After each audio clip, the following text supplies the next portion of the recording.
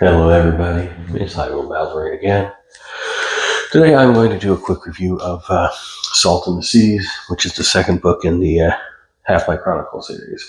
Or more specifically, it's book number 2, because there are short stories as well.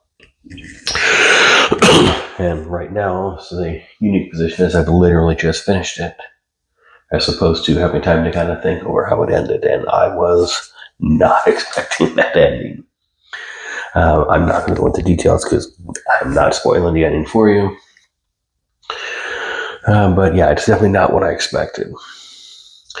Obviously, Salt in the Seas being the second mainline story, it's going to continue the storyline of Ileana and Garen, Silmar, Vilden, Emerus, Mavis. I'm presuming if you're watching the review of the second book, you've read the first, so you know where that one left off.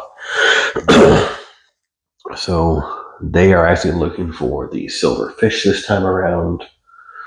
There is still the rock or the stone, the other two star bridges.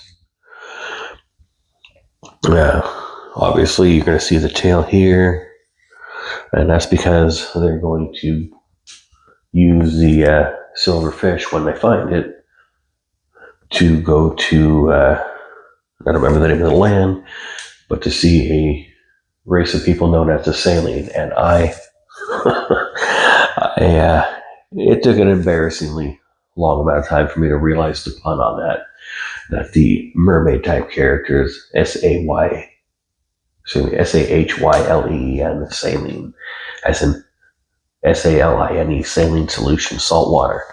I cannot believe it took me so long to catch that pun. But once I did, it was beautiful. Again, I'm not going to go too deep into story bits here, but Salt in the Seas continues what is growing to be an epic adventure. Obviously, still a fantasy with the magic. But personally, I love seeing the characters we've started off with in the first book, who, in some cases like Ileana, are going to start off as, I don't want to say that we're weak, but less sure of herself. She starts off unsure of who she is, what she needs to do, distrustful of her magic, growing into what's likely to be a leadership role among her people, because that's what's expected of her. But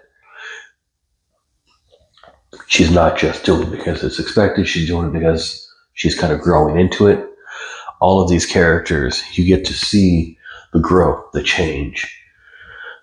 Just because they were a particular way at the start of the series, after the events of the first book and throughout the events of the second book, they're actually changing, which is what you'd expect to happen in the lives of somebody who's going through major events like these.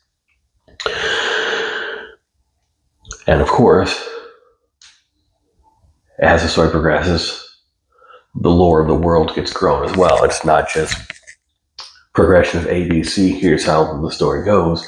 You actually are picking up bits of backstory of certain characters, of certain races, just deepening your understanding of the world and events you've already read, either in this book or the first book, are expanded upon by little bits of information added here and there. Because of that, and of course, because I found it to be a very enjoyable story, I'm going to give this a 4 out of 5. I definitely am recommending the Half-Light Chronicles if you enjoy fantasy. Yes, there is a little bit of romantic tension in there. If you can't stand that, well, feel free to read something else. If you are okay with that, and you're not looking specifically for a fantasy novel, again, great series. I have another book lined up here, Unnatural Acts, the next book in the Dan Shamble series, but there is another short story to go with this that I will read soon as well. I want to say there are 3 or 4 short stories tied to the Half-Light Chronicles series so far, and I'm trying to read them after each book they were released with. So just one more for this, I believe. But thank you for watching, and as always, happy reading.